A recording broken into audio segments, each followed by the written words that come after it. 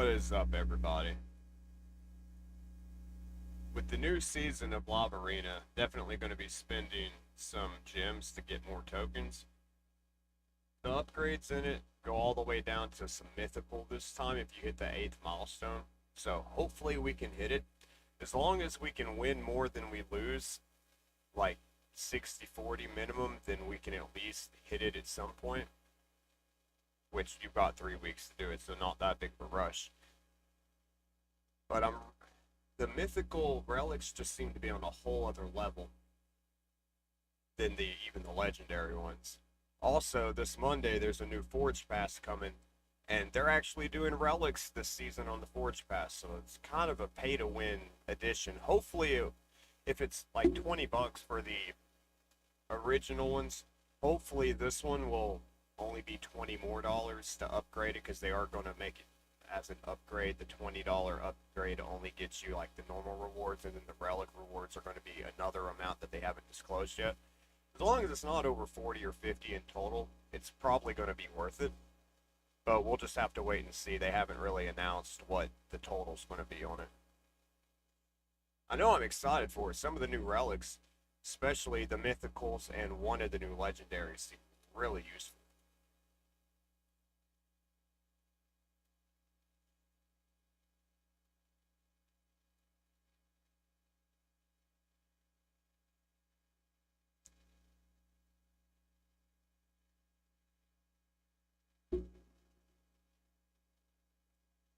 Really useful.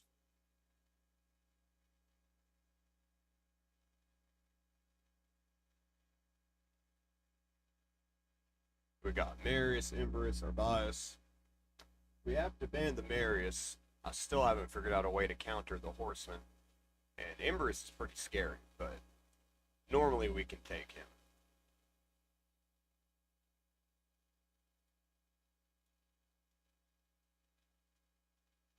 If I wasn't running all mythicals, he wouldn't be as bad because he gets turns when you change your forms.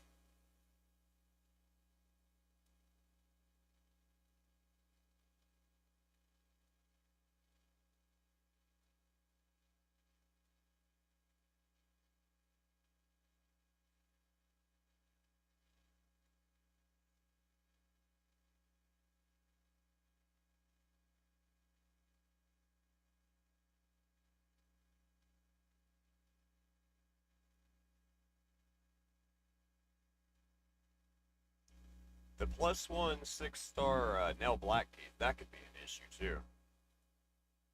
Well, at least they didn't ban my speed lead, but we are kind of stuck using Armanze here. Not that that's necessarily a bad thing, but he's not really. I guess if I'm going to use him as bait, I need to put a little better gear on him, just for times like these when I get stuck using him.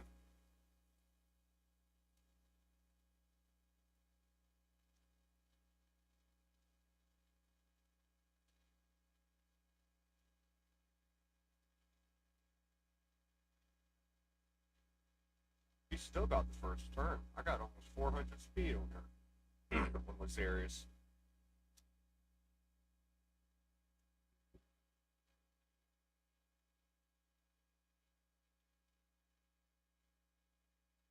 Cause Jane says.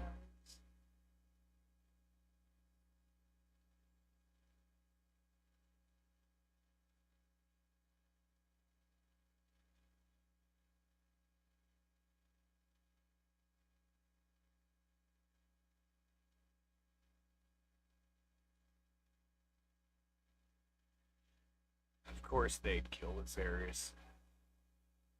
Alright. Maybe I'll get a turn. Yeah. Okay. We need a nuke here, girl. Alright, alright.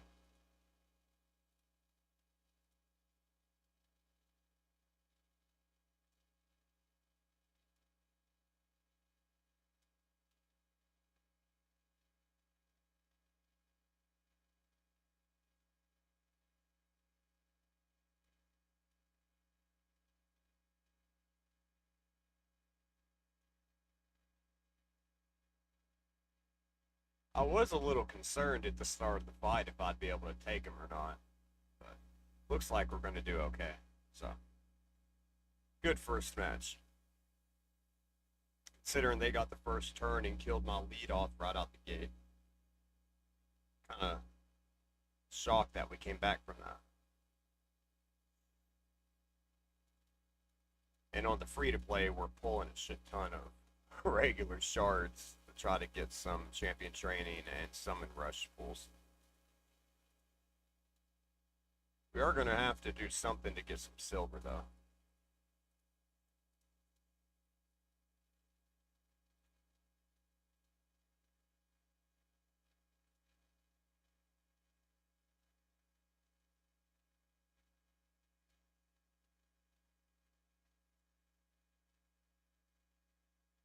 Oh, he pulled the Armanze this time.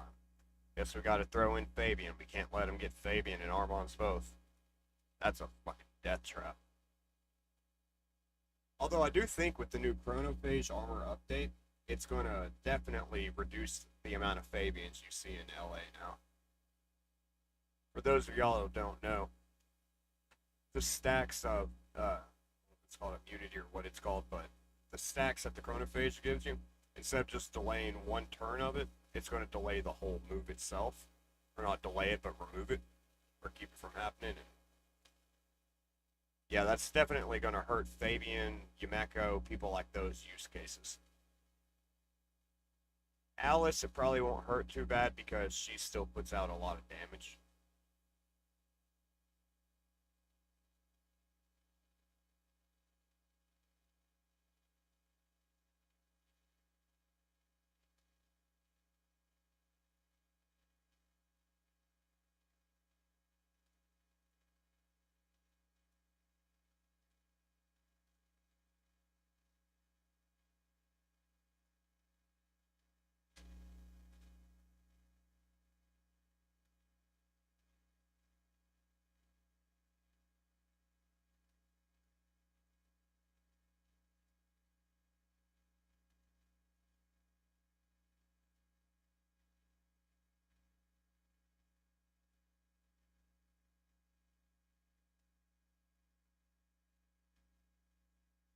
Carnage, Marius.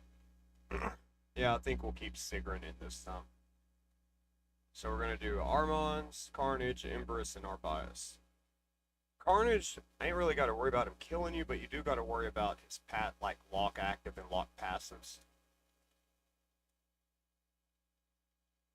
If my Fabian gets a turn, he might be able to control the Empress.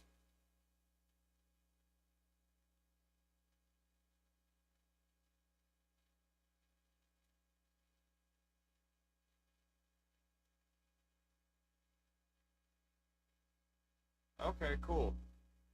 We got it off.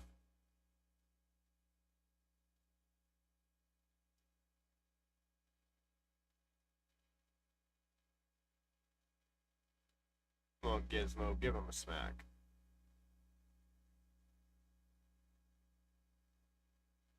Now we just gotta get Empress down, but we'll put that Pain Link on him. What? I didn't know Stone Skin could block Pain Link. I feel like it, well, it's 50-50, I guess. I don't think I've ever actually had it block it, though. We still won. Well, he backed out.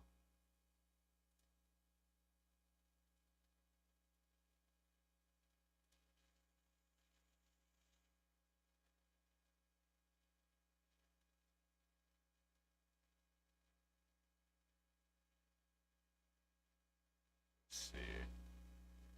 After this fight, let's change our gear around and put it on put some good gear on Fabian, and let's try using him out a little bit before the Chronophage goes into effect.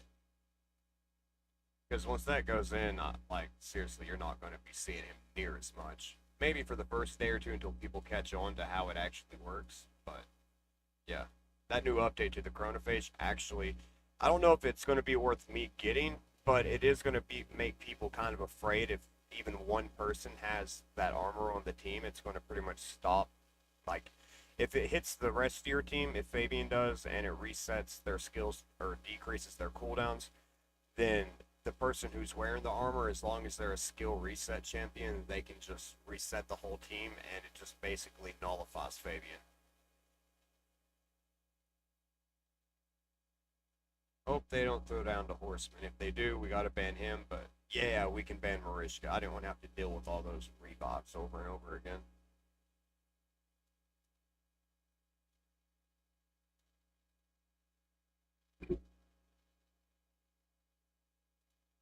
They banned my speed lead, though. This could be bad.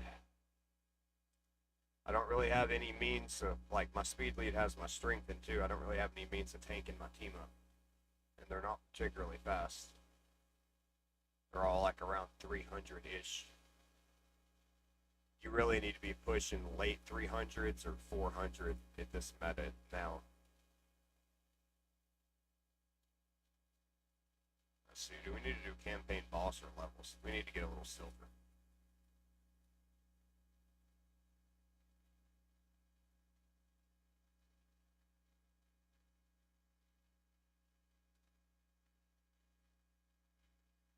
Damn, they already, damn. Yeah, they wrecked me. Holy cow. Well, we're 2 out of 3. Maybe we should go with the Armanze. Or at least put some faster gear on the rest of my champions. That's easier said than done, though.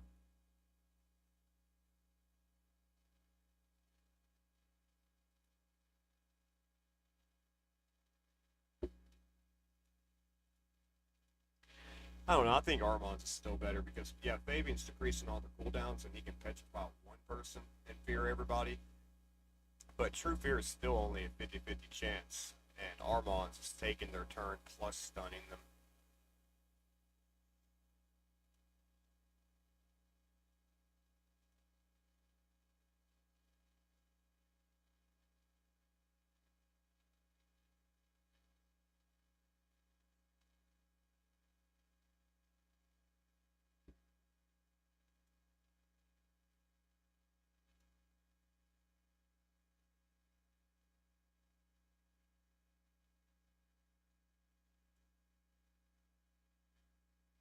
Oh, he's going for a Teox team.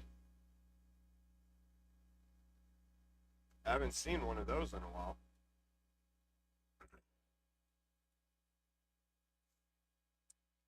He better not throw out a Cavalax. I wish I would have thought. Okay, cool. A Cavalax mixed with the Teox now with the update of that Arachnofelix relic. Dude, that is terrifying. If it's a Cavalax built with high attack, like just straight attack, no HP or anything. Cause, well, accuracy. Because then poisons, they go off automatically, and that relic adds your half of your attack power to the poison itself.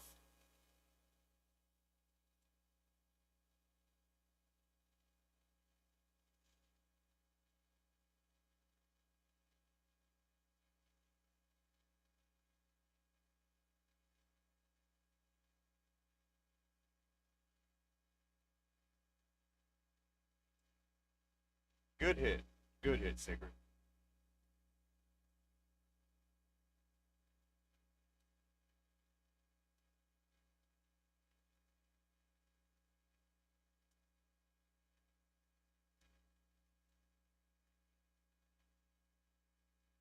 That's okay. We'll bring them all back in. Oh, they blocked rebobs on all of, well, all but commons. It's okay. If we can get one bomb off, it'll be alright. As long as they don't get polymorphed. Okay, he left the fight.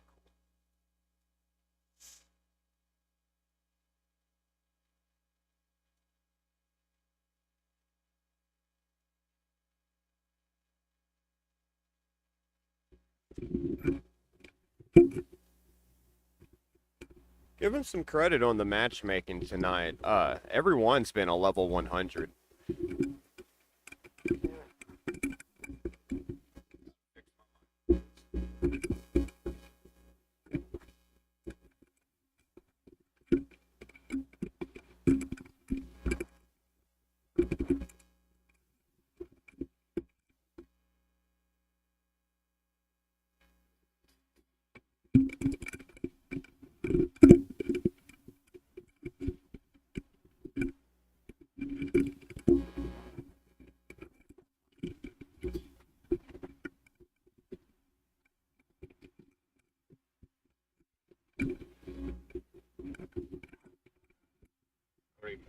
even know if I'm turning this the right way.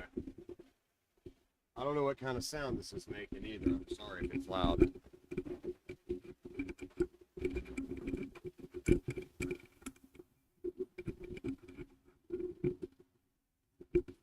Okay. There we go.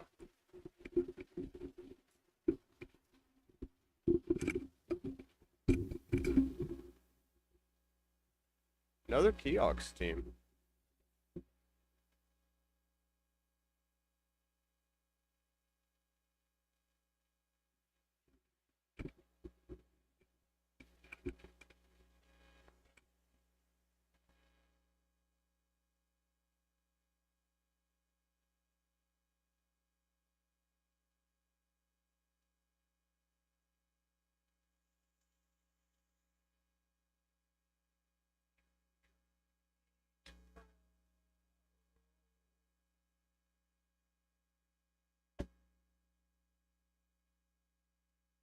Narcisse and Cora Sippy Teox. That's a pretty good team. Watch him throw out the horse next, so we have to ban him.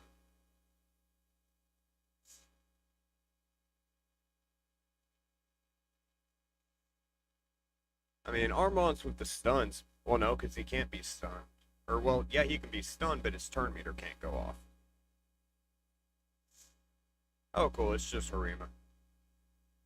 I mean, she's going to hit hard, but... Yeah, I think we ban Harima and keep Teox. I may regret that decision, but we'll see. It's really going to a lot come down to the speeds.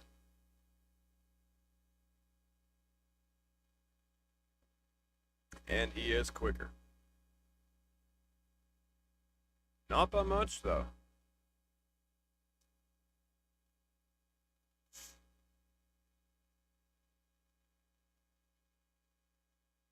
Let's take all them buffs right now. And let's buff up. Do we want to burn off the stone skin and put them? No, we're going to go ahead and nuke them down.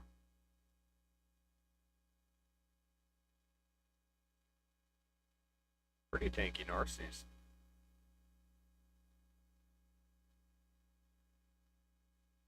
Make him kill himself. Oh, I might get to it first. Yeah. I think we can take her out in one hit. Yep. Alright. Working our way up the thing, the ladder.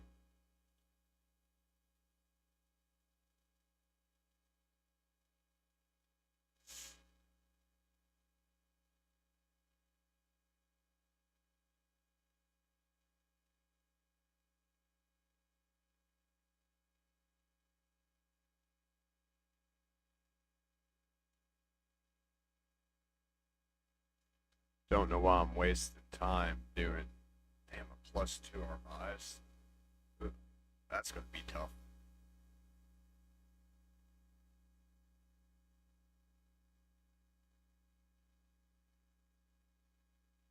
Carnage, Crixia. Swear if he throws down a cigarette, I'm gonna be pissed.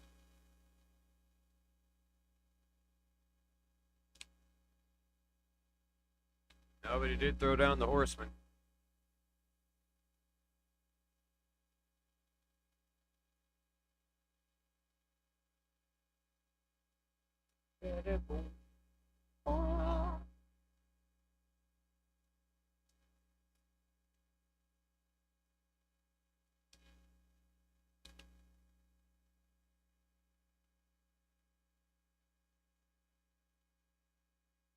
Oh, he banned Gizmac. You don't see that happen every day.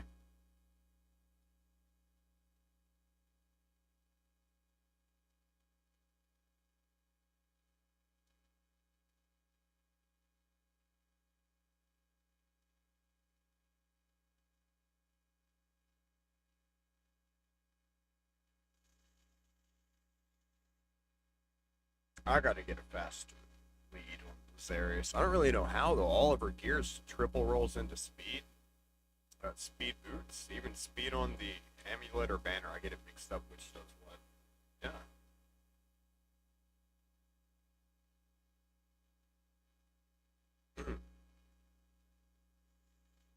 That carnage is hitting. Embers though, if we don't get to do something quick, can we just stun him? Only one? Oh, because we got petrified and sheep. Wow, that fucking blows.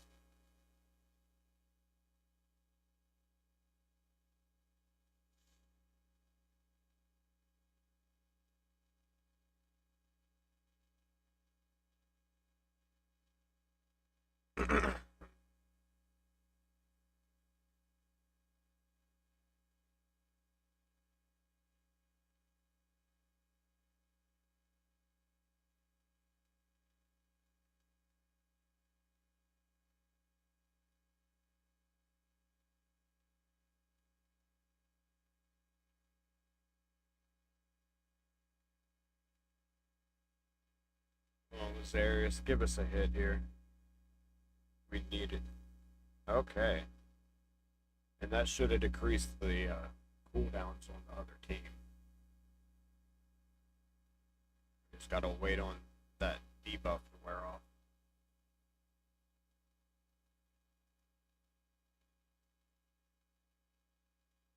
I don't know, we might lose it here. Yeah.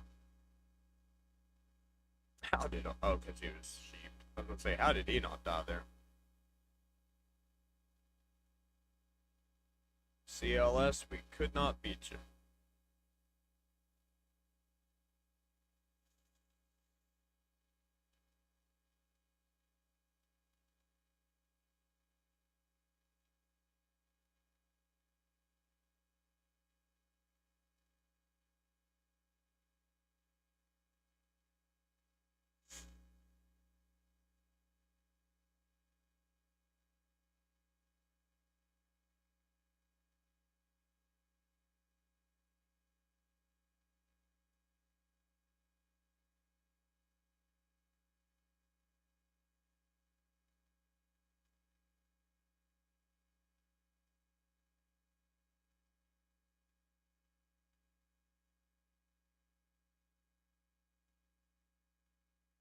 He's pulling the Armanze, maybe bait.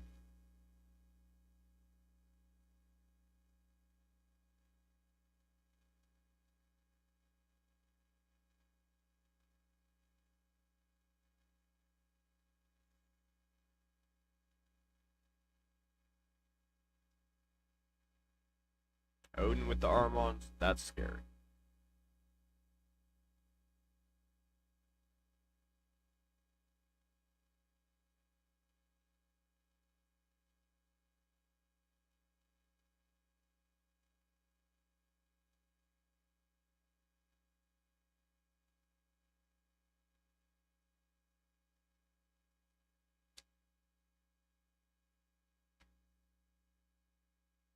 And he pulled the horse last second.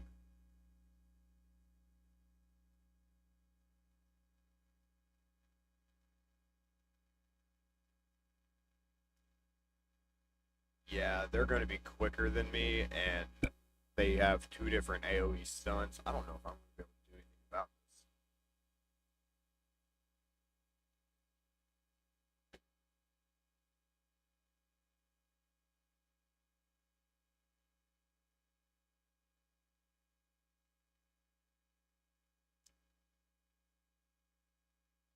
Deathbrand? I don't know what that does.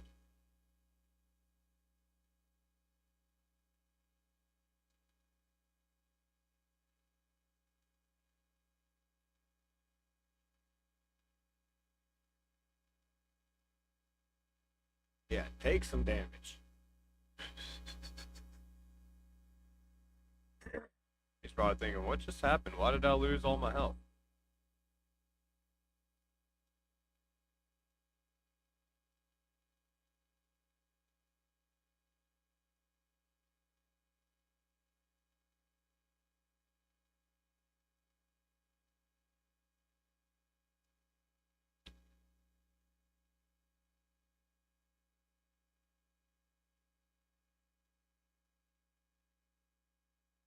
Dude, this is brutal.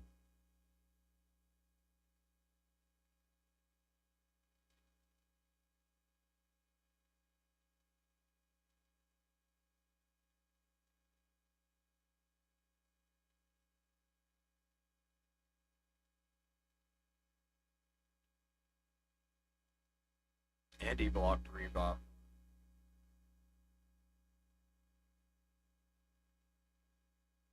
Yeah, dude, there's nothing I can do. I don't even know if I got a turn. Yeah, I think I got one turn.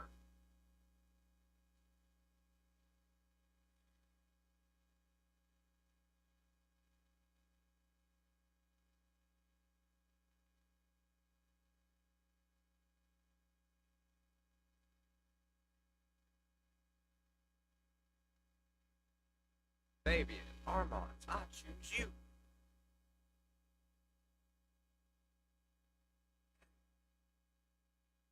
Lord Cesar. Don't see him that often in Lava Arena. Or Senna, which Senna, she's more PvE, but if she gets going, those continuous hills can really make her team pop off.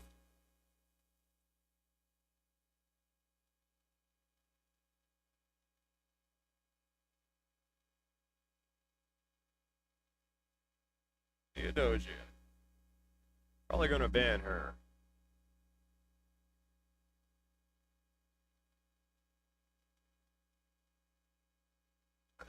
Good job banning the Armonts. I will take that, and I will see your Lord Cesar.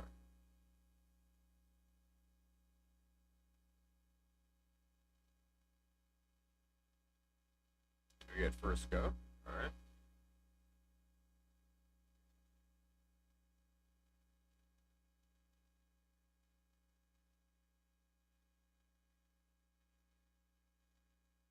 I don't know about the polymorphs. We're about to find out.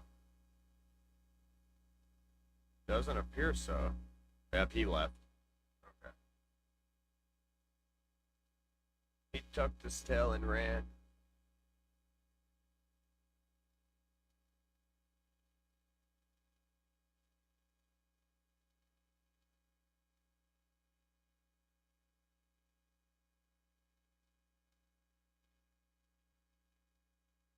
Loser 031. He's only got 159 of the cross or the swords, but the big number, he's like triple bot.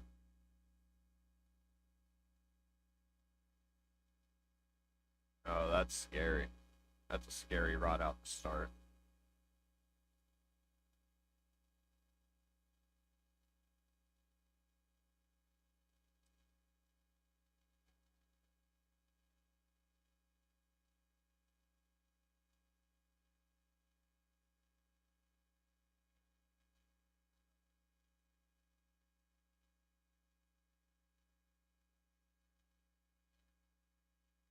We'll bring in our bias for a turn.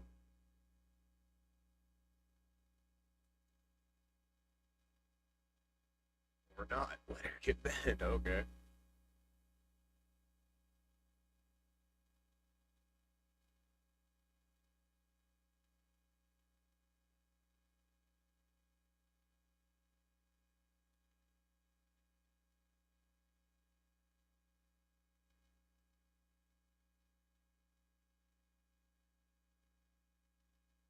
Uh-oh. I don't like this. Yeah, I don't like that at all.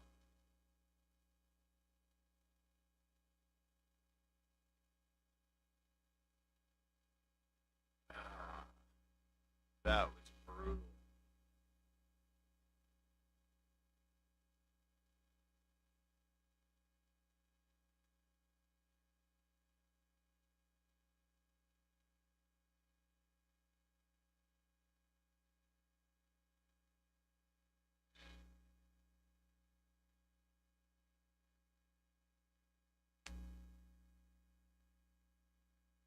Everybody's been using Emperors tonight. Well, for a while now. I don't even have them unlocked yet. I'm close. I'm like 80 fragments.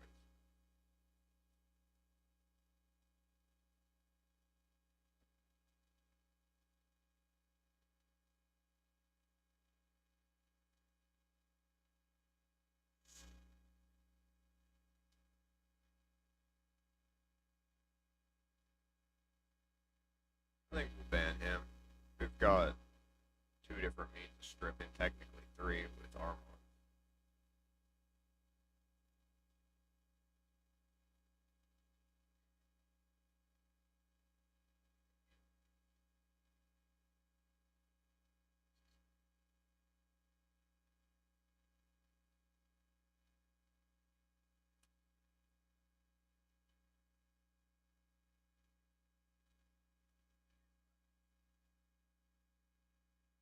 We didn't get the queen or confidence. Damn.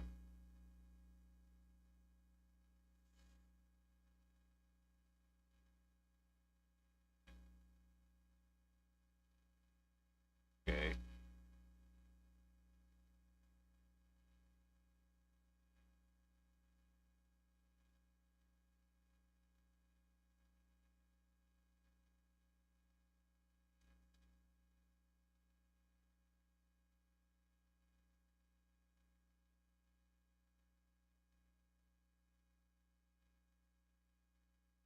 Damn. Fear. Fear went up on everybody.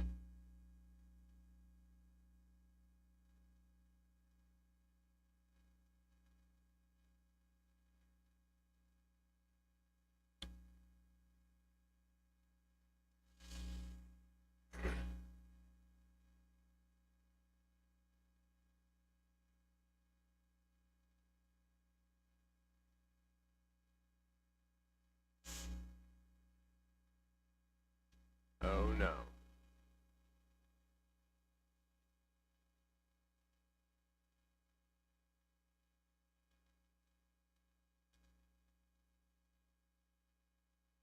Man, we got blistered on that one.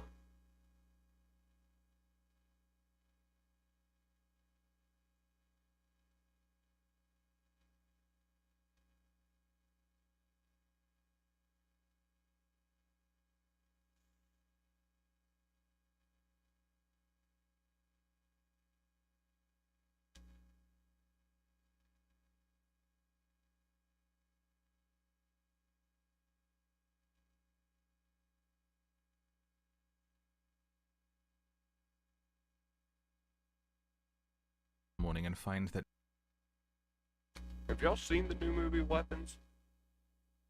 It's pretty good. The ending had like the first time I was like, oh shit, in years in theaters. So I went and saw it yesterday. That and Caught Driving. Caught Driving I think was more entertaining, but Weapons is a really well made movie.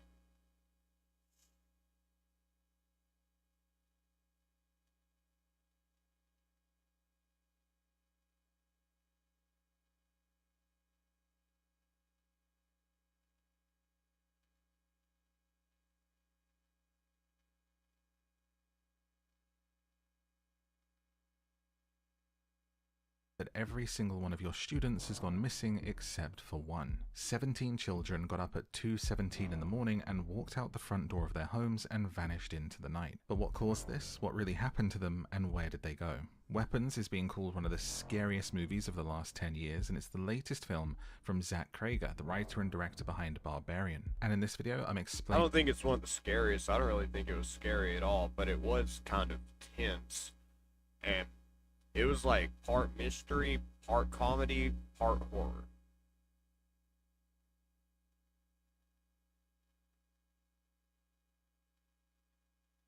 The ending, the hidden meaning behind the story, and what the director himself says it's about. I'll answer questions people are left with, like why did it end that way, what was the deleted ending, and what is the significance of number 217. And I've spotted some things that I haven't seen anyone else talking about yet, some really important symbolism and secrets. If you're new here, I'm Mad Morph, and this is my movie club where I talk about movies that I like, so please like and subscribe to join the club and for more like this. You can find more of me in the description below, including my gaming channel and my free audiobooks where I read stories to help you sleep. And this is Weapons Explained.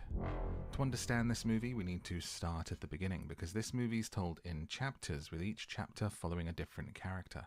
We find out what happens to a teacher, an angry father of a missing child, a police officer, the school principal, a junkie, and the one child that was left behind. Inspired heavily by films like Magnolia. The character of the cop even looks like this and has a moustache because the writer wanted that character to closely resemble John C. Reilly's cop in Magnolia. The movie opens with the voice of a child narrator telling us this is a true story. A lot of people die in a lot of really weird ways, and it's been covered up. The narrator quickly sets up the movie for us, telling us that the teacher came to class, found only one child came to school that day, and that the night before the 17 children went missing at 2:17 a.m. What the We watch fuck? them get How up does he and do run that down every the time? street in the middle of the night Do with I their just arms not know out his in this kid? really creepy way. And the song that's playing whilst they do is All Things Must Pass by George Harrison, with the lyric, All Things Must Pass Away. The intro is kind of a quick catch-up of everything that's been going on so far. The teacher is talked to by the police, the remaining child is interviewed, and the story actually starts when the school's about to reopen 1 month later. There's a sort of town hall meeting in the school where the parents, the staff, and some grief counselors are giving talks. And that is where the story really begins as we follow the character of the teacher, Justine. She's attending this meeting, and the opening line that we hear is what we can assume is a grief counselor saying, "What's important is we don't judge our grief. We might experience emotions we don't like, emotions besides sadness. Anger can be a helpful part of the grief cycle in instances of abandonment," only to be interrupted by the character of the angry grieving father who stands up and takes issue with what is being said and demands to hear from Justine. Justine takes the stage and tries to explain that she doesn't know what happened and that she loved those kids whilst they shout liar and for her to be locked up. The town is angry and they blame Justine. Only kids from her class went missing and they find it suspicious. The principal tells her to go straight home and lay low. But she doesn't. She stops at a liquor store, and the person who opens the door for her is the junkie who we'll meet later. All the characters' paths cross over at different times throughout the movie. She buys 2 big bottles of vodka and we see her get a phone call telling her to watch her back. She's been getting harassed since this all happened, and she goes home and drinks. There's a tense scene where someone rings her doorbell and bangs angrily on the door, scaring her, and when she goes outside to see, "Witch" has been painted onto her car. The next day, the principal tells her she needs to distance herself from the school, and while we see her reporting the paint on her car at the police station, she waves at another police officer. And then we see them meeting up at a bar, and things are a little awkward, cluing us into the fact that they have a history together. She even says to him at one point, "Everyone in this town thinks I'm a witch," almost saying, "Your girlfriend is a witch," and then correcting herself. The cop orders only a Coca-Cola, which surprises her, and she pressures him into having a drink, and then we cut to the morning, and they clearly spent the night together, and he's very hungover. But Justine isn't letting the missing kids issue go, and she follows the remaining child home. She wants to find out what happened, and watches as he goes into the house, and the door closes behind him. She rings the doorbell and knocks on the door, but there's no answer. The windows are all covered in newspapers and things seem a little off. She heads around back and peeks through a tear in the paper and sees the child's parents sat on the sofa in the dark. They're just sitting there and she's startled and stumbles back making loads of noise and then looks back through the window and they're sat in the exact same position. They haven't moved or reacted to her at all. So she leaves and asks the principal to check on them. He tells her that she's being inappropriate, spying on people, and to back off. So she goes back to the liquor store to buy some more vodka, and she's attacked by... I just realized something. They cut her hair off, and that's what they used to make the ritual go. How come she didn't turn into a zombie when they broke the twig? by the wife of the police officer that she slept with, who pours the vodka all over her. A defeated Justine goes home, gets drunk, and goes to sleep. It's worth that we note at this point that Justine definitely has a drinking problem. It's revealed later that she even has a DUI in her past, and addiction is a running theme through this movie. Each of these characters have their own vices, their own things that they consume, and Justine's is drinking. But when she falls asleep, she has a nightmare of being in the school and going to her class. She finds all of the kids that went missing with their heads down on the table, and Alex, the one remaining child, sits up slowly and pulls a creepy face. But the real scare comes when she wakes up and sees a strange woman on her ceiling above her bed looking down at her. She screams, and when she looks back, the woman is gone. This will be important later because characters keep having nightmares and visions that feature this woman. What I thought was interesting here is that she doesn't actually appear in Justine's dream or nightmare. She had woken up from the nightmare and sees her on the ceiling and screams, but she doesn't then wake up again. It doesn't do that classic thing of character has a dream, sees a scary thing, wakes up, sees the real scary thing and wakes up again. She was awake when she saw her. I'll explain why at the end. Justine again tries to follow and talk to Alex, the remaining child, and he screams at her, "Don't follow me," and he runs home. So Justine starts banging on his house door, asking for the parents to open, but they never The do. hell's So she goes that? back to her car and sits in it and watches the house. A sort of mini stakeout to see what's going on. But she's drinking while she's in the car waiting, and she falls asleep. We watch as the door of the house slowly opens, and a woman emerges out of the darkness holding scissors above her head. She walks really creepily, like it's a very effective, scary scene as she kind of stumbles and walks like a puppet as she emerges from the house and stomps her way to the car where Justine is still asleep. We then hear the back door of the car open and Justine doesn't wake, signs that she clearly has this drinking problem and has too much. As the person gets in behind, we don't see them, but the whole car shakes and she doesn't even stir. And this scene was super tense, honestly, because it's nighttime, we're just kind of sat there watching her asleep, and we know that someone is in the back of the car holding scissors. And then slowly the scissors just come into view and snip off a lock of her hair, and her chapter ends. Chapter 2 follows Archer. He's the angry dad from the meeting at the beginning and father of one of the missing children. We join him sleeping in his son's room in the kid's bed. Something people often do when they're experiencing grief is to sleep in places that make them feel closer to that person. His wife opens the door and looks at him like she's tired of this. She just says, "I'm going to work," and leaves. In that one small moment, that one line and that look, we're told everything we need to know about how Archer is coping and the fact that he isn't. His wife, the mother of the child, saying, "I'm going to work," and just leaving him there in his grief. She doesn't ask how he is, there's no kindness in it. It shows that she herself is trying to move on in her own way, and that they are doing this quite separately. The way she looks at him and leaves him there tells you that he's like this all the time and isn't trying to get better. We watch him obsess over the doorbell camera footage of his son leaving the house, over and over, watching it in reverse and forward. When he leaves the house, he stares at where the boy ran to, and he goes to work. The worker there says, "I've been calling you all morning, boss." He's late. The worker says some orders never got placed. The paint for the door is the wrong color. He's making mistakes. He apologizes and says he'll take the paint back and puts it in the back of his truck.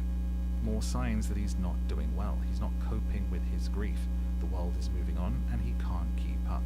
Which I think is fair enough. I think if your kid went missing, it would take more than a month to be back to normal. But it's important here because we're being shown that he is obsessed, that it's fully taking over his life and affecting his work and marriage. We watch as he goes to the police station to pester the police to do more, and then go to the school meeting from the beginning and follow Justine home. He's the one who rang the doorbell, banged on her door and scared her, and vandalized her car with the paint that he was supposed to change. He wrote the word witch on the side of her car. You can also look at Archer as representing anger in the stages of grief. He then has a nightmare where it's 2:17 and he follows his son out of the house. He runs after him shouting his name, Matthew, and follows him into the woods and is led to a house and watches him run inside. And in this nightmare scene, above the house in the sky, he sees a giant kaiju-sized assault rifle weapon appear, and the number 217, like an alarm clock, appears written on the side. More on what that means at the end. He runs into the house and finds his son in bed and asks him, "Where are you? Where did you go? Talk to me." He can barely get the words out as he's trying to say, "I'm sorry I didn't say it. I wanted to say it.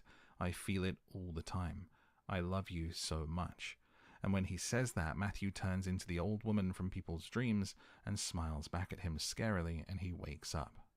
But this nightmare seems to wake something in Archer. As he's leaving the house, he looks and stares in the direction that he saw his son leaving, not only in the dream, but in the Ring camera footage. And he pulls out a map and he plots a straight line from his house. But he's going to need more data, so he goes to one of the other missing kids' homes and asks to see their Ring camera footage so that he can map a line and see where they coalesce. The mum says she's not really comfortable with that, so he waits outside for the dad to come home and asks him instead. The dad is played by Justin Long, which is a little cameo from his previous film Barbarian, as he played one of the main characters. Now he has two lines, and he can see what direction they're going in, so he starts to head over there. This is when he sees Justine and her car with witch written on the side, pulling in to get gas, and he goes to confront her. But when he's confronting her, the principal shows up, running towards them crazily like the kids were when they ran out of the house, and he attacks Justine. Archer tries to help, and is then attacked himself, and the chapter ends. And we then jump to our third character, but I promise you all of this does come together at the end and explains everything. Now we're following Paul, the police officer. He's on the phone with his wife, and from what he says, it sounds like they're trying for a baby, and we find out that Paul has a drinking problem.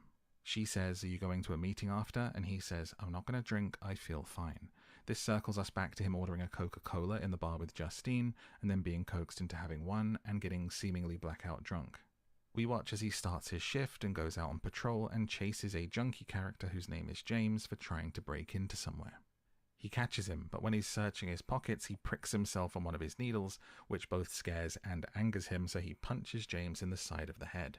He gets into his car and starts cleaning it off with a first aid kit, and then spots his dash camera and panics about losing his job. So he wakes James up, who was knocked unconscious, and kind of starts bargaining with him. He says, "I'll let you go, but I never want to see you again, and if I do, it's gonna go different." He realizes that he's committed police brutality, essentially, and doesn't want to lose his job. He tells his chief, who says, "Listen, if that guy doesn't come back here for a month, the camera will record over itself and you'll be fine." And as he leaves, we see him get a text from Justine, and that is why he ends up in the bar and has a drink and ends up sleeping with her. It's showing how he copes with things. We've just seen him have this awful day, and he turns to drink and to lust. But he goes home the next morning, and he's still really hungover, and his wife is there, and she just knows instantly. And she says, "Where have you been?" And when he doesn't answer, she just knows, and she says, "You piece of shit." And that's obviously when she leaves and goes and attacks Justine. Clearly, it's not the first time this has happened, and perhaps this is Officer Paul's kind of problem. It's not just the drink, but also the adultery. So things are not going well for Paul, and he goes back to work and sees the junkie coming towards the police department, and this is the final straw. He jumps in his car and chases him down as the chapter ends. The next chapter focuses on and follows the character of the junkie called James. It introduces him doing substances, trying to get money on the phone, and checking car door handles to see if anyone left their car open to rob them. One does, and he steals a child's backpack. We see him callously throwing things out of the bag as he looks for anything worth some money. He takes the kid's tablet to a pawn shop and glances at a poster on the wall for the missing kids, and we can see that it says there's a $50,000 reward. The shop actually doesn't want this broken kid's tablet, and we then see the police chase from James's perspective after he tries to break into somewhere. It cuts out most of it, and we just see Officer Paul letting him go, and he still needs money, so he goes to break into a house. But unfortunately for him, he breaks into the creepy house with the puppet parents in, the home of the remaining child who was left behind, Alex. And as he's going around robbing the place, he's startled by the parents, sat on the couch, staring, not moving, just like they were earlier. They don't react to this person robbing their home right in front of them, so he just carries on. And when he goes down into the basement to see if he can find more to steal, he finds the missing children. They're all down there staring at the wall, which is what I call Blair Witching. If anyone's ever staring at a wall in a game or a movie, and hopefully never, but in real life as well, that's Blair Witching, and I assume that this is a Blair Witch reference. There is references to lots of horror movies all throughout this film. But here's the thing, when the kids all turn around at the exact same time, he's kind of freaked out, obviously as you would be, and he runs out of the basement and shuts the door, and he even puts some furniture in front of it. But does he leave? No, he continues robbing the place. It's at this point when the parents seem to activate and they stand up, and he's chased out of the house. He then goes back to that same pawn shop and he's selling everything that he stole. He then looks at the missing kids poster again and realizes that it's the kids that he saw and spots the $50,000 reward for finding them. So he calls the police, but not before getting high with the cash of the things that he stole. The fact that he didn't think to call anyone until he saw the $50,000 reward shows how little he thinks about others. But also, we now have the reason why he was going to the police station to tell them where the kids are, where he's then chased away by Officer Paul in his car. He runs into the woods to escape, and he sees the weird old lady in the woods waving at him. So James runs back to where he lives, which is a tent in the woods, and he hides inside it. Perhaps another Blair Witch reference with the tent, but then someone slowly starts to pull up the zipper of his tent, and he stabs them with a handful of needles, and it's Officer Paul again, who is obviously upset at being stabbed with 5 needles in the face, and he pulls his gun on James, who then begs and says he can show him where the missing kids are. Paul puts him in the back of his police car, and he goes in to search the house. But then we cut to nighttime, showing that Paul has been gone for a long time, and James has been stuck this whole time in the back of the car. But then we see that front door open again, and this time it's Officer Paul coming marching out of the house, and he drags James from the car, kicking and screaming into the house, and the door shuts, and the chapter ends. Now we get probably one of the most shocking chapters of the whole movie, and it's actually following the principal, Marcus. We see him in a supermarket. He's on the phone with Justine, the phone call that we saw earlier, as she tells him what she saw at the creepy house, and he says he'll call the boys' parents in and check on them.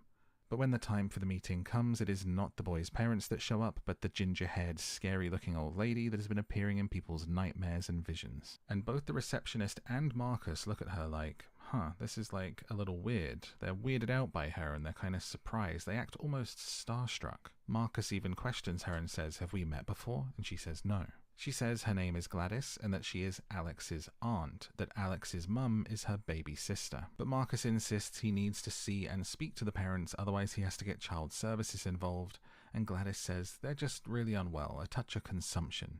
Marcus says, consumption? He's a little baffled by that, saying, I thought that was something settlers got on the Oregon Trail, and Gladys just laughs loudly. But when Marcus insists he really needs to see them, she glances at some reading achievement ribbons in his office and says, well, this is very upsetting. We cut to Marcus at home with his husband, and they've got a tray of 7 hot dogs, chips, cookies, and carrots, and they sit down to eat. Couple this with Marcus's chapter opening in a supermarket and making food choices. Marcus seems to represent food addiction or consumption itself. That is his vice. The TV is showing a documentary about parasites, with the voiceover saying, "It is now that all free will has been lost. The ant moves under the direction of a mind separate from its own." It's talking about cordyceps, a parasitic fungi that takes over insects and controls them, eventually consuming the host. People might know cordyceps as the inspiration behind the virus in The Last of Us. It's the thing that turns people into zombies and causes the apocalypse in that world. Yes, it is actually a real thing, but there is no threat to humans. At least, not yet. Note that the husbands are both wearing Disney shirts of old-school Mickey Mouse. One seems to be Steamboat Willie and the other being a later depiction of Mickey. But what's important is how this could be seen to represent American consumerism, another hint to this chapter being about overconsumption.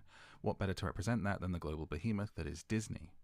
Disney is a great sign of a massive American company in its representation and kind of spread across the world. So what better character to wear that than the character who represents food consumption and to an extent greed? Then the doorbell goes and it's Gladys. She spins some story about missing the bus and asks to come inside for water, but she insists a bowl of water, not a glass, saying it's a peculiarity of mine. I don't even try to rationalize it anymore.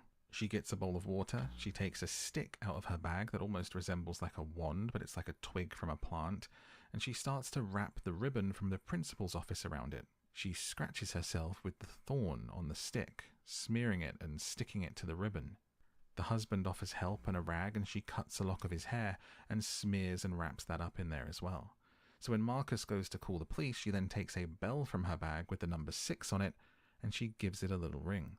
Immediately, Marcus goes into a trance and drops the phone. It's instantly clear to us that after all this build-up and wonder if Justine did something, or if Justine is, as the vandalism suggests, a witch, the witch is in fact Gladys. Or is she? I'll talk about her and what she really is at the end. Gladys wraps the husband's lock of hair that she just cut around the same stick and snaps it in two. Marcus immediately turns and attacks him, choking him and vomiting black goo all over his face. And then in a very disturbing scene, he just starts to headbutt him over and over again on the floor, until she finally drops the stick in the water and he stops instantly. Marcus, and we can assume others, are under the control of Gladys, and we watch as she wraps a blonde lock of hair around the same stick, which we assume to belong to Justine, considering what we know from earlier, and she snaps it again. And we watch Marcus go running, with his arms out just like the kids earlier in the film. He runs straight through all kinds of scenes and shops, just in as straight a line as he possibly can to find Justine. As we know from earlier, he attacks her, and that joins us up with the ending of the chapter earlier. We see Archer try to defend Justine and fight Marcus off, but he is absolutely relentless, chasing her around the gas station and out to her car. She drives away, he chases on foot, and Archer follows them both. But the chase doesn't go for long before Marcus is taken out by a car while chasing her in the middle of the road. And when Archer stops his car to check, we see that Marcus is kind of just a mess. His head is opened up all over the road. So now it's time for the ending and to get to your final chapter, because Archer and Justine are in the hospital getting fixed up from the attack. Justine says, "I've never seen anything like that." And Archer says, "I have. He was running just like the kids." He shows her his map of where the lines were pointing towards, and Justine is able to fill in the blank and say that Alex lives near there, and the chapter ends. It's then time for the chapter of Alex, the boy who was left behind, and to see things from his perspective. We watch him in school as the kids from his class, and actually Archer's son Matthew in particular, bully him and laugh at him. I spotted from his school project that his name is Alex Lilly, which is really important later, and I'll talk about that at the end. He's picked up by his father, who seems to be a sweet enough guy, and is told your mum's Aunt Gladys is coming over. She's sick. She doesn't have anywhere else to go. The kid says, I don't even know her, and the dad says, I don't either. I don't think your mum even knows her that well. Your first clue that maybe she isn't quite who she says she is. Remember earlier that Gladys told Marcus, I'm Alex's aunt, but they're saying that she is Alex's mother's aunt. The story doesn't stay the same. And later that night, Alex watches from the window as his dad brings Gladys home, bringing her things in, which include a large potted plant which seems to be glowing at the tips, into the house. And the next morning, we overhear the parents saying, we haven't seen her in 15 years. She didn't even show up to our wedding. The indication is that Gladys is very sick and doesn't have long left, and the husband even says she should be in a hospice. Alex even spies through her bedroom door and sees her laying in bed, wig off, totally bald, and staring back at him. And when nobody shows up the next day to pick Alex up from school, he has to walk home. And when he does, he finds his parents sat in a trance. They're unable to move, but his dad does turn to him slightly, saying, Hey Alex, how was school? Kind of out the side of his mouth. Gladys comes in looking a lot healthier and happier than we've seen her so far. Alex keeps trying to rouse his parents out of their trance and is sent to his room and to bed without food for not listening. In the morning, we find his parents in the exact same place, still in the trance. He comes downstairs to find Gladys sitting there, who intimidates him into promising never to tell anyone that she is here or what is happening in this house. To prove her point, she does the stick trick again and makes the parents poke themselves in the face over and over again with a fork as Alex desperately tries to stop them. This explains why he shouts at the teacher to stop following him. He's protecting his parents. We see him find Gladys sat on the floor, almost meditating or in some sort of ritual with her magical plant in the pot. This is where she gets her sticks from to cast the spells. And she tells Alex to feed his parents soup to keep them alive through their trance. He feeds them Campbell's soup. That's all he feeds them, every day. There's some really important symbolism here because the soup can is absolutely everywhere. Earlier during James's chapter, when he breaks in there to steal things, there's just these soup cans absolutely all over the shop. But you need to know what's going on here to talk about it, so I'll come back to it at the end. And later he finds the previously spry Gladys, now looking unwell again, throwing up into a bucket in her room. She says, I'm very sick, and I have been for a very long time. I was hoping your mum and dad would make me feel better, but it doesn't seem to be working. Alex wants to help her, hoping if he makes her better that she will leave and go home and it will save his parents. So she says by bringing an object that belongs to each child in his class to her, promising if she gets better, she'll go home. So Alex goes to school and steals an item from every child in the class, returning home to deliver them to Gladys. Just she uses them to cast a spell like earlier in her bowl of water, and they go out the front of the house and watch all of the children come running down the street and into their home. This is why and how the kids got up at 2:17 a.m. and ran and disappeared. The understanding is that Gladys feeds on the life force of the people in the house. She needs more than the parents, and she takes these kids and puts them in the basement. And we know from the movie that this has been going on for a month. These kids have been missing for 30 days down in that basement while she drains their life force, and Alex is forced to feed his parents and the kids in the basement soup to keep them alive long enough so she can do this. Alex returns home and he finds Officer Paul and James inside in a trance. Gladys says to him, we're leaving tomorrow, pack your things and don't step over the salt. Archer and Justine arrive to watch the house, and they see the police car there and are kind of weirded out by it. But Officer Paul steps out onto the front porch, being puppeted clearly, and he waves for them to come inside. So they do so, but when Justine steps over a salt line, Paul goes crazy and attacks her, and James attacks Archer. At the same time upstairs, Alex is trying to get to Gladys's room, which is being guarded by his parents, and he steps over their salt line, and they madly chase after him while he locks himself in his bedroom. James keeps running at Archer and is being thrown away over and over and over again, but he just keeps getting up and running, screaming at him. They fight their way and fall into the basement where Archer sees the children. Upstairs, Alex's parents are smashing the doors down and chasing him, acting like crazed zombies. And in the kitchen, Justine is being strangled by Paul, and she gets free by taking Paul's gun and shooting him. And she then shoots James, who is strangling Archer on the floor. Archer then goes deeper into the basement to search for his son, but is attacked by Gladys. We can assume that Gladys put some kind of spell on him down there, because when he comes back up, he attacks Justine and is kind of choking her from behind, holding her in place. Meanwhile, upstairs, Alex runs through Gladys's room and takes a stick from the magical tree. Meanwhile, back downstairs, Gladys comes up from the basement to watch Archer choking Justine. She has her wig off again, but her hair is down and it seems like it's been growing and getting longer as she's been getting healthier. She was completely bald when she first arrived and laying at death's door in bed, and now that she's getting her health back, her hair is growing back, but this would be her undoing, because Alex finds some of her hair in the bathroom upstairs, wraps it around the stick, and snaps it. And she senses this immediately and simply says, "Oh no." And we hear the stampeding feet of 17 children come running up from the basement, rampaging towards her, and she runs screaming from the house. The kids just jump through glass windows to continue the chase. Much like Marcus earlier, they've become heat-seeking missiles or weapons, but this time they're trained on Gladys. It's a scene that starts terrifying but soon turns comedic and almost farcical. Gladys is running and screaming and flailing her arms and her hands, and it's kind of hilarious. There's even a really comedic shot as she runs through someone else's back door and out of their front door, only for the children to follow, bursting through the windows to do the same.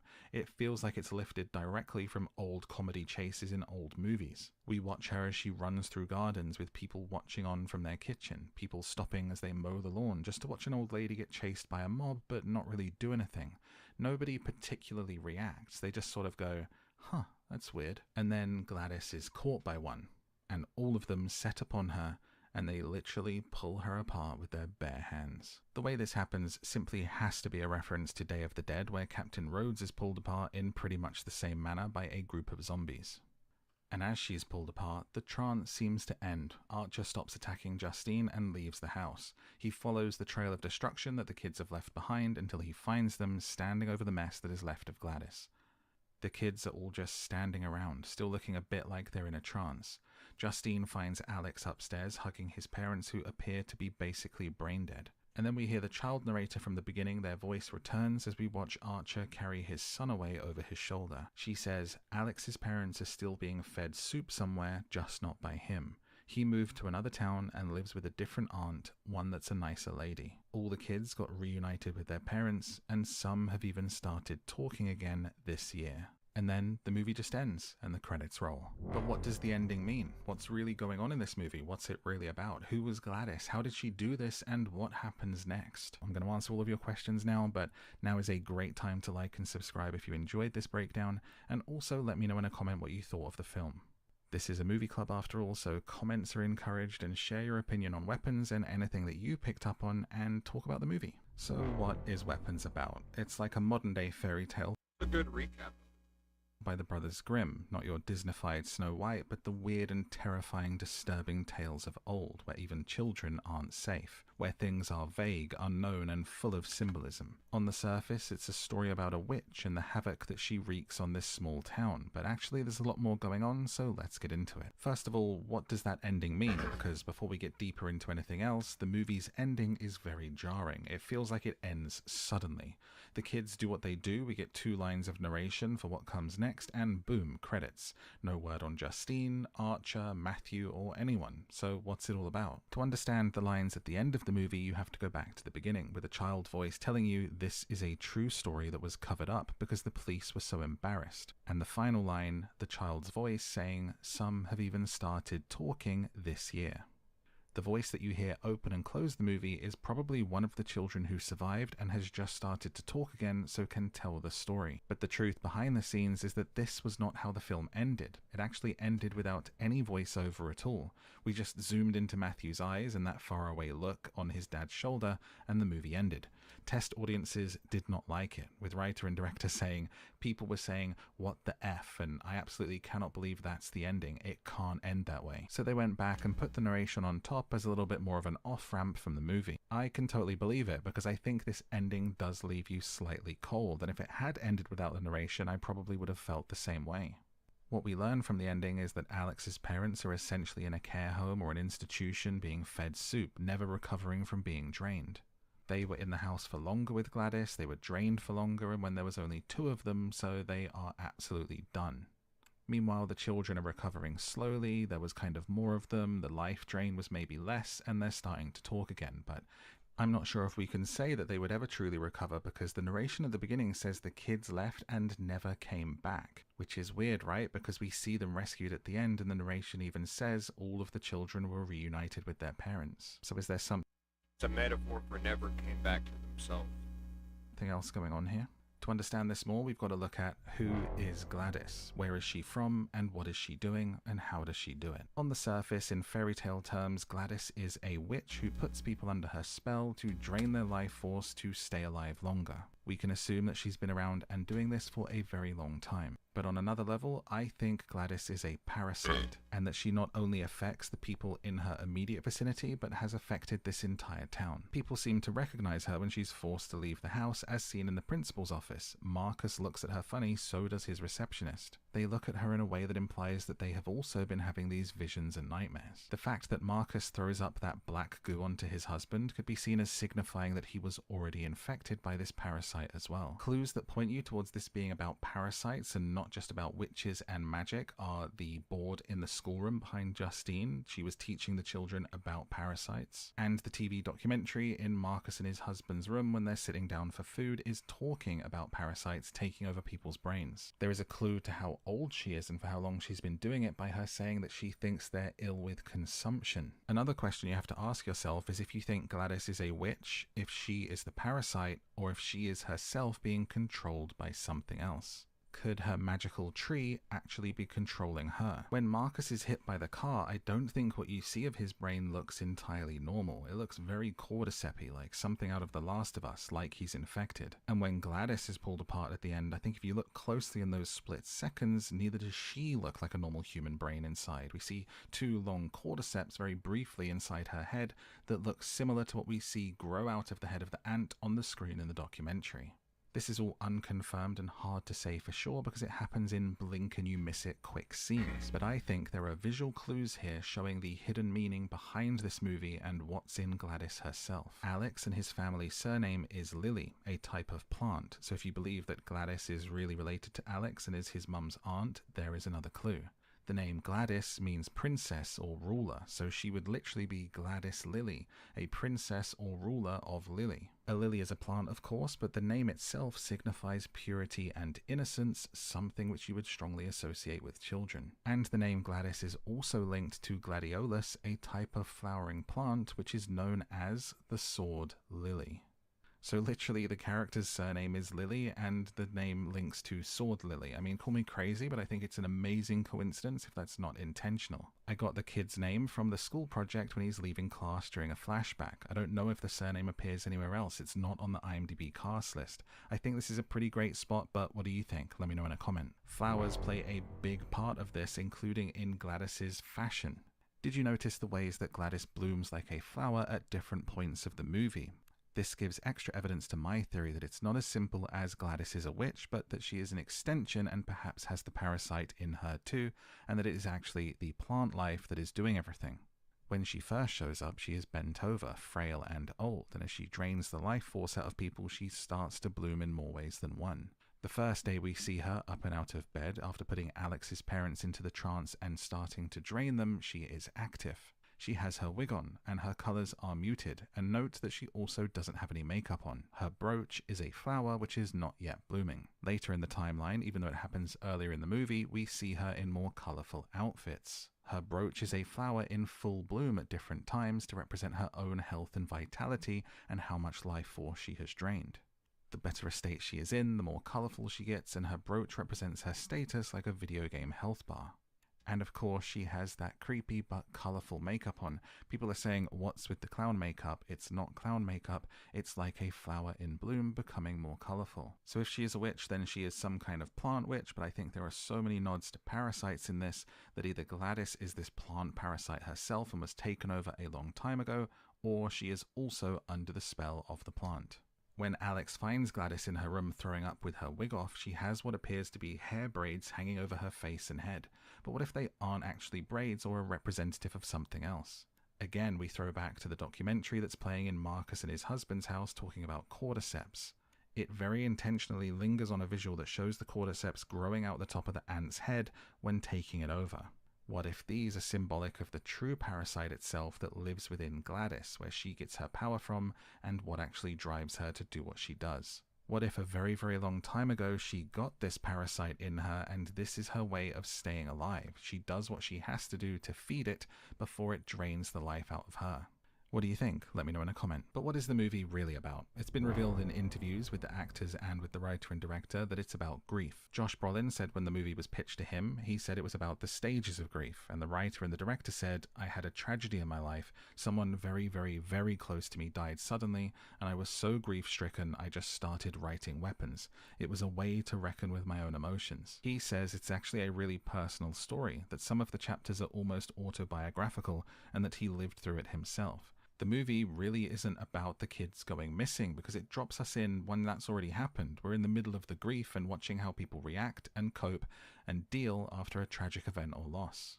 You can even start to look at the different characters as representing the different stages of grief. Justine shows denial, denying her involvement, but also watching her deny everyone else's approach of just moving on and getting on with life. She doesn't let go. She investigates what's happening on her own. Archer clearly represents anger. He is very angry at the loss of his son Matthew and isn't ready to move on at all. I think you see depression with James and with Officer Paul to some extent, and you see acceptance with Marcus the most, where he really just wants to get on with life and he's thinking about the optics of what looks good for the school. He wants to sweep it under the rug and move forward. I think another theme that you see run through the movie is people having vices, the ways that they cope with trauma and grief. Justine drinks, Paul drinks and commits adultery, Marcus eats, James abuses substances. They are all in some way consuming and representing, in Gladys's words, being sick with consumption. But not your old school Wild West consumption, but literally American consumerism. And I think this is symbolized by the Campbell's soup cans being everywhere. The first thing that came to my mind when I saw the Campbell's soup can was Andy Warhol's pop art series, where this represented American consumerism. The soup can features everywhere in that creepy house. It's the only thing that he feeds to his parents and to the kids in the basement, and the empty cans are left littering the place. So I think there is some symbolism there, and for how that is kind of like turning these kids into brain rot trance-like zombies. If you think about Marx's tray of food, that's for 2 people, and there's 7 American hot dogs in there, all covered in mustard. There's American chips and cookies, and it's overconsumption. The film lingers on that tray to show you that this is what they ate and that it's too much for 2 people, that this is his vice and it is representative of something else. What is the significance of the number 217? The kids all got up and left at 2:17 a.m., and I think that the significance has been discovered. In July of 2022, the American House of Representatives voted in favor of new firearm restrictions, and the result of the vote was 213 against and 217 for. That feels like a quite big coincidence when you've got a massive rifle in the sky in the dream and it has the number 217 on it. People think it's about, and I'm going to say this for the YouTube filter, someone who goes in and blasts up school. We see a bullied kid be the only survivor, the remaining child, and all his classmates go missing. The assault rifle in the sky, a literal weapon in the air above the house in Archer's nightmare. These have to be clear nods and influences on the writing in the movie, but writer and director Zach Kreger said, "To me, it's not about that. I don't want this movie to be political at all." But let's be real, there has to be some influence on this here, because you don't put a giant kaiju-sized assault rifle in the sky above a house where kids went missing unless you're making some kind of statement. The movie is literally called Weapons. So why is it called Weapons?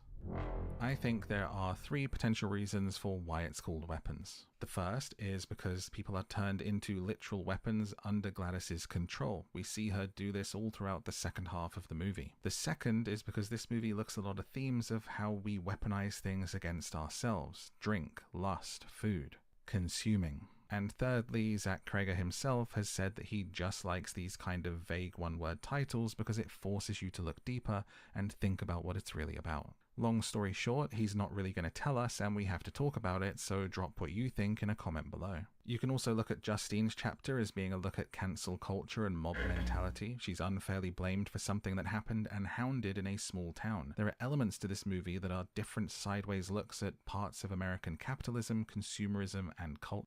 Pretty good recap. I like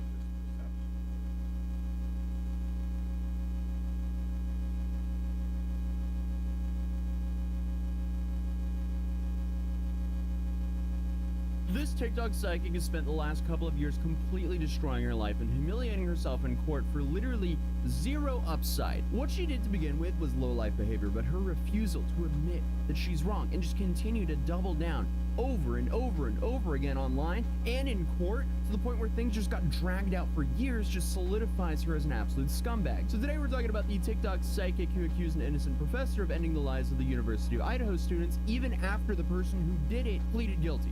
Now to a strange development in the unsolved murders of 4 University of Idaho students. A professor at the school is now suing a TikTok creator for defamation. She says that creator has accused her of being involved in the killings. The lawsuit says the creator has published dozens of videos tarnishing the professor's reputation. Tonight, a TikTok creator facing a defamation lawsuit surrounding the unsolved murders in Moscow, Idaho. Oh my God.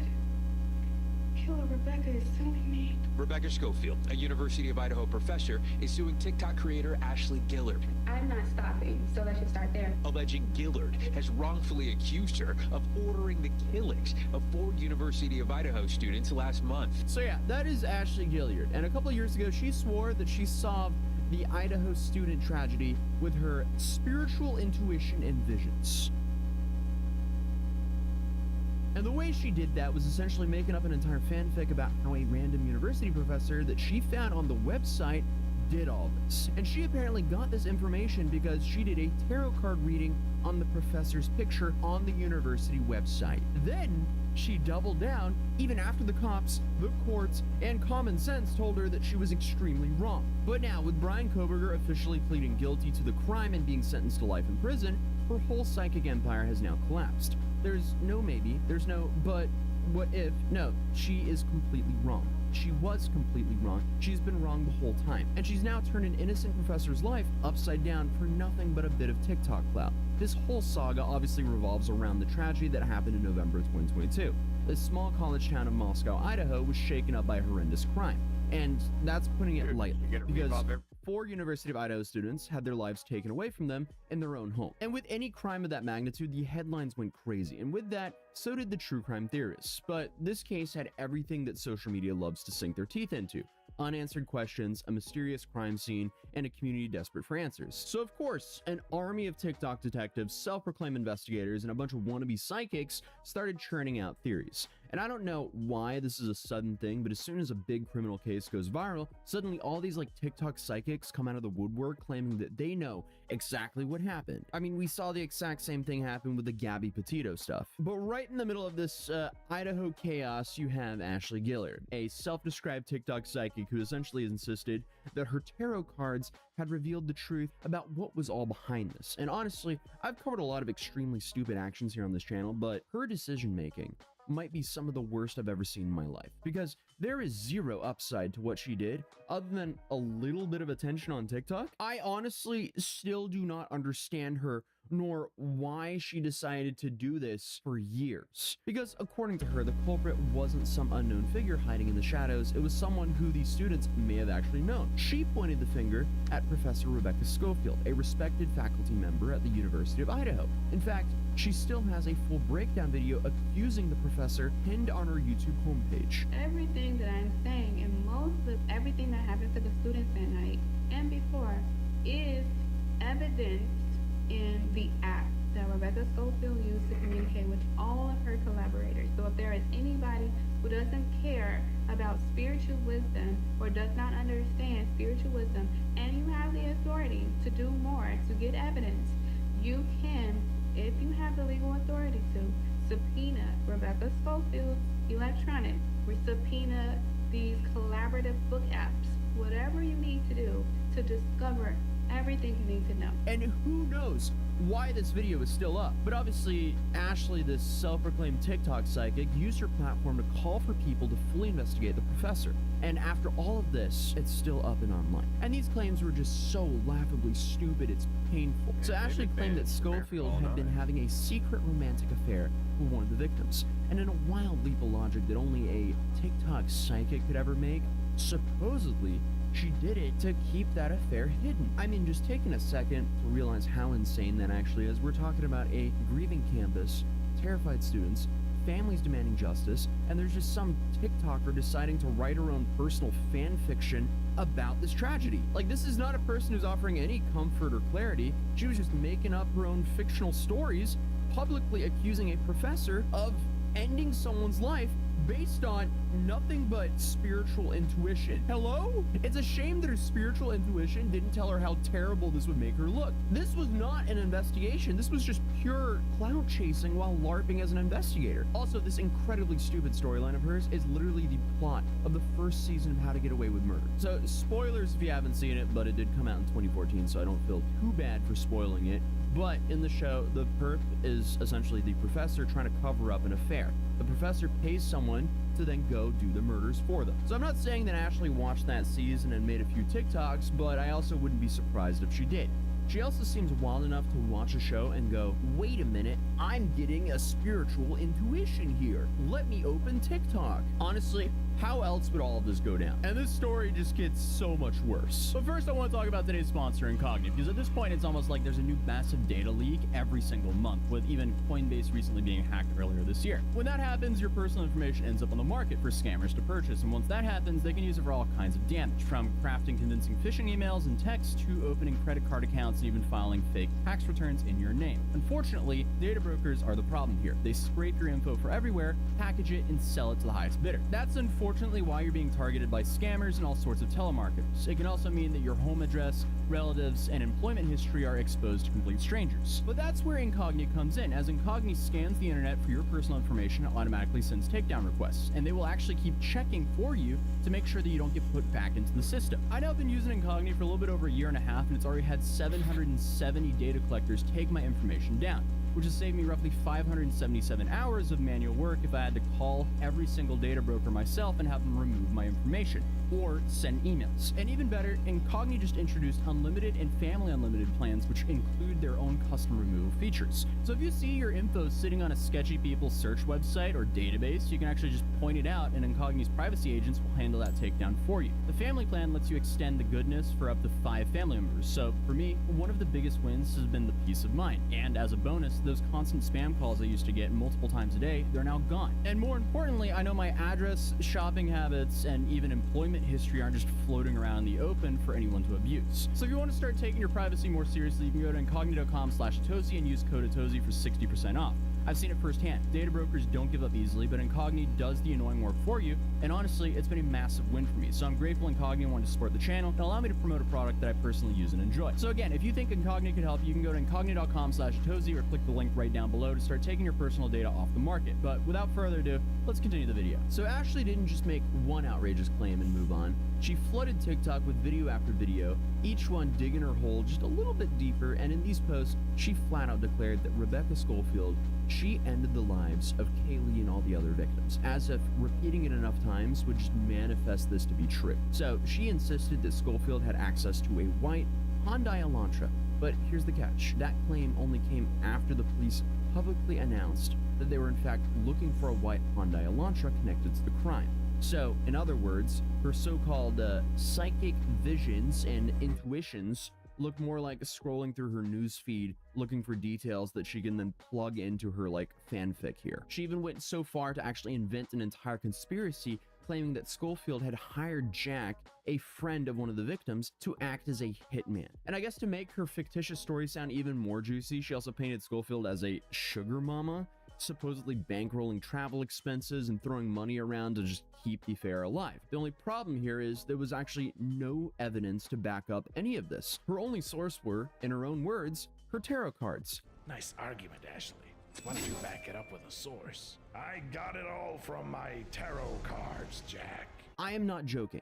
That's it. No witnesses, no documents, no rumors, just printed pieces of cardboard. And this is one of those trials that I really wish that I was there, because seeing her throw down tarot cards in court would go platinum when it comes to all-time experiences. But what's worse is that she just continued with this fantasy even after like every piece of evidence was telling her that she was wrong. The Moscow Police Department literally released a statement saying, "We have no evidence that this professor is involved." So for most people, that would be the end of it. But I guess for Ashley, she just saw that as fuel to double down. And she does that a lot. So even after Brian Koberger was arrested and charged, the actual person who committed the crime, she still clung to her version of events like it was gospel. And eventually, Professor Schofield had no choice but to fight back. She filed a defamation lawsuit because honestly, imagine being a professor just trying to live your life and suddenly you're being plastered all over TikTok as a supposed murderer. This professor is literally living through a nightmare. I can't believe that this is actually happening to her. And technically, it's not over yet because she still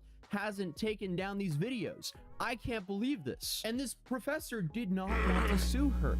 She gave her like 80 billion chances to just retract her statements, delete all the videos, and go do whatever TikTok psychics do without defaming people. But instead, Ashley literally decided to make a video saying that she was going to wipe her behind with the cease and desist letter. So yeah, essentially the professor had no choice but to actually sue her. And the lawsuit stated that Professor Schofield had never met Gilliard. She also does not know her.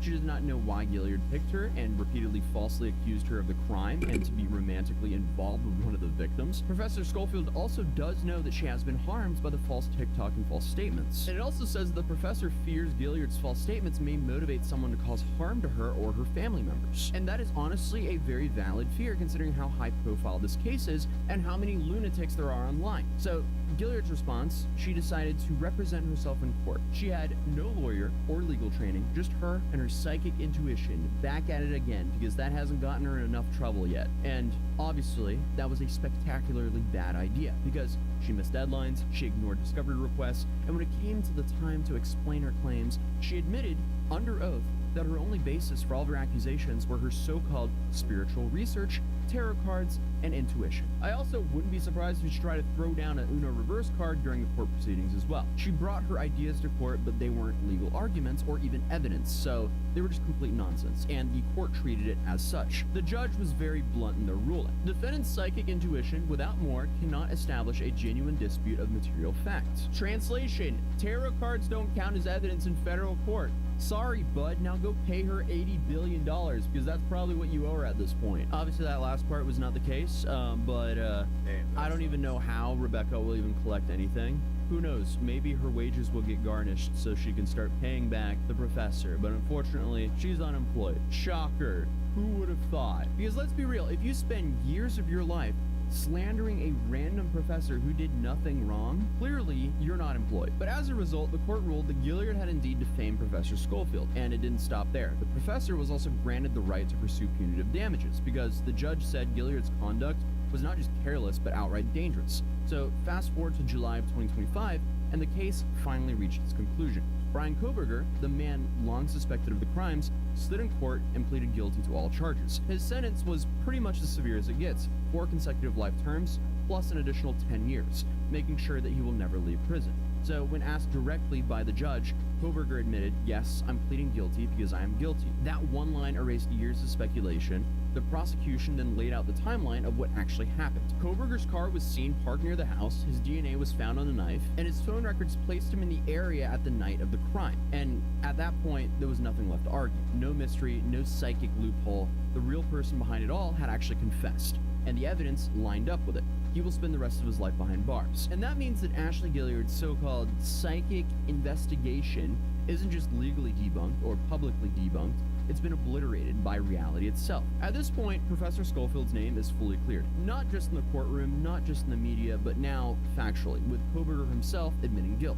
She was never involved, never connected, and never should have been dragged into this in the first place. But ladies and gentlemen, TikTok psychic Ashley, on the other hand here, has been found liable for defamation, could be on the hook for massive damages, and I guess whatever reputation she thought she had is completely in the ruins. The irony here is she lost a defamation case simply because she couldn't stop defaming the very person that was accusing her of defaming her. Honestly, it's kind of rare to see a grip backfire this hard. She acted like waving around tarot cards made her just completely bulletproof against the laws. And I'm a psychic with some sort of like legal shield. Spoiler alert, it's clearly not.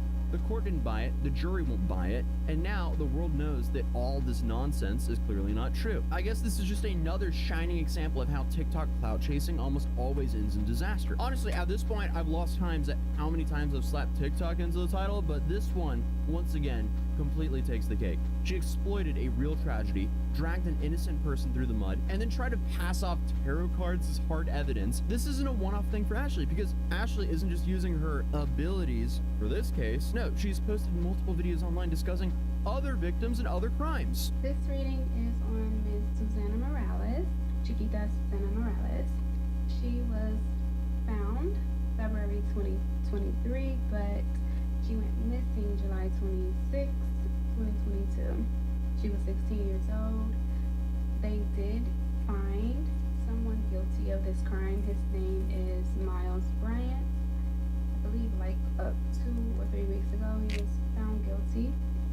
He was tried and found guilty. He was a police officer. At the time of the crime, he could have been about 20 or 21. He was in the National Guard, and he lived around this beautiful young lady. He was actually like the community officer, maybe like at the second or third job in her apartment community or community where they lived. At this rate, we might see one of those like rinse and repeats. She might just get sued by yet another person, and then she just keeps going because clearly nothing's gonna stop her. She clearly does not care if someone's been found guilty or not. She doesn't care if the family has already been given closure. She's dragging these cases online one way or another, and now she's officially debunked. The professor cleared, Koberger is guilty, and Ashley Gilliard is nothing more than a cautionary tale of why you don't get your true crime news from a psychotic TikToker. I was supposed to say psychic there, but she's acting psychotic, hence the slip up. And the fact that she's just been in denial the whole time, even calling people like me idiots for just calling her out here on YouTube. I've had a couple idiots comment on my video and say that I've lost the case. I haven't lost the case. It's still ongoing, so don't listen to these really idiotic YouTubers. I mean, this is just so ironic. And then she loses her case and posts this. My reputation is destroyed. The TikTok page that I built for years is gone. She's winning in court. My business is ruined. Why do y'all keep commenting? What else could you possibly want? Wild guess here, maybe people just want you to apologize. And honestly, the wildest part, she could have just gone down the route of just making fictional crime stories, but nah, she couldn't do that. She prefers to just slander people, I guess. She's essentially just the final boss of jobless behavior because she even admitted that she quit her job to do her spiritual journey full time. I even quit my job to continue on to my spiritual journey. Focus solely on it, of course, being a mother. But my spiritual journey was top priority in my life for years, over 7 years. So I left my job 2016, I want to say. Yeah, end of 2016. So, and this is not just a regular job. I was like in federal HR. I built a career for myself, and I had a promising future. Yeah, keyword there, had. And then she threw it all away to slander random people on the internet, accusing them of some of the worst crimes committed with zero proof. What a great use of that master's degree. So, if you've ever wondered whether tarot cards hold up in court, the answer is clearly no. Then on top of that, if you ever wondered if TikTok clout was worth getting destroyed over in a federal courtroom, also no. But I mean, hey, at least she didn't super glue veneers into people's teeth like this woman did, who's now facing 15 years in prison over that, which is just a wild story I would recommend checking out here. And I'll see you guys in the next one. Peace. It only took one viral video from this TikToker to force a restaurant to close down after only 2 months after its grand opening. Within 24 hours of this video blowing up, the chef was fired from his own restaurant and his career was back to square one. So this is the story of how only one bad day can turn into the most expensive mistake a restaurant owner has ever made. Because what started as a simple partnership between a small creator and a new wine bar ended up becoming a masterclass in how not to treat someone you're collaborating with, and how quickly the internet can really destroy your business. Because when I first saw the headlines to this story, I thought this was some like entitled influencer. She wanted her food paid for because I guess she had clout. And it seems like that's what a lot of people in the comments of these various posts talking about the situation thought as well. But as you're about to find out, this was not the case. So meet Carla, who goes by It's Carla Baby, a TikToker and micro-influencer, or well, former micro-influencer based out in the Bay Area, California. Before this incident took place, she was just another small creator in the food influencer niche. She had around 15,000 followers at the time and shared TikToks of various food dishes along with reviews of restaurants that she'd visit. And her videos, they were already getting a decent amount of engagement for her follower account. She was essentially playing the long game and building her audience steadily, doing what thousands of other food creators do, visiting restaurants, trying the food, and sharing her thoughts about them. So, out of nowhere, when she posted a 5-minute video explaining that she just left a restaurant crying you can assume it wasn't some calculated PR move or dramatic performance. It was clearly an extremely frustrated customer sharing a genuinely bad experience. So on July 23rd, 2025, Carla showed up to Kiss Cafe in San Francisco's Hayes Valley for what she thought was going to be a normal collaboration video. But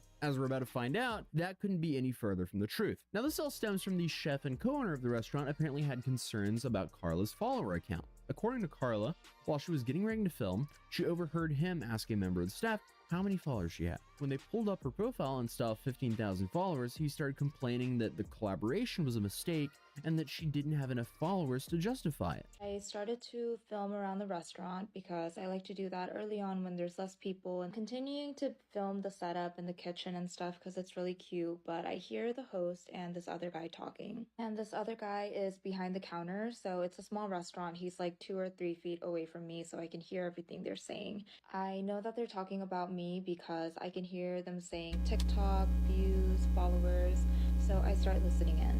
The new guy is asking the host who I am, why I'm here, and how many followers I have on TikTok and what my TikTok is. And this guy pulls up my TikTok and says that I have 15,000 followers and I have some videos have millions of views, whatever, and this guy is not happy about it. He was saying that I have too little followers and that this was a mistake. Saying to the host that he shouldn't have invited me and that this was a mistake and that this was bad. Now, you would think about being a co-owner of a restaurant, this would be something you would know about from before, but I guess not. And obviously, it got a lot worse, because apparently, he approached her and questioned whether she'd done any research on the restaurant and basically implied that her audience couldn't afford to eat here. He also bragged that his daughter had 600,000 followers on TikTok, which probably made the whole thing even more awkward. It also kind of goes to show you like how out of touch he is as well, because it's like, hey, if you have an account with 15,000 followers and you're known for being a Bay Area food reviewer, odds are you have about 15,000 people who are really interested in going out and trying new restaurants in the Bay Area following her. So just like her recommending a restaurant could really add some serious foot traffic to a restaurant there. So the fact that he downplayed a local creator with a localized audience with 15,000 people just because his daughter had 600,000 followers on TikTok just shows how tone deaf he is. But he's about to prove himself to be even more tone deaf. At this point, I am turning red because I'm so embarrassed and I feel really disrespected, but the new guy comes to me and I introduce myself, I shake his hand, and I'm telling him that I'm still excited about this collab. Immediately he says, did you do any research on this restaurant? Do you know what we do? Do you know who we are? He asks for my TikTok. He goes on to say that my audience and my followers are not the kind of people that are going to be at his restaurant. It seemed like he was insinuating that my followers would not be able to afford to eat at this restaurant. Then he says, not to be snobby, but do you know who I am? And I say no, because I don't know who he is. He says he's a James Beard Award recipient or finalist or something, and I'm like, great, like I don't know what to say to that. And he said that his daughter has 600,000 followers on TikTok and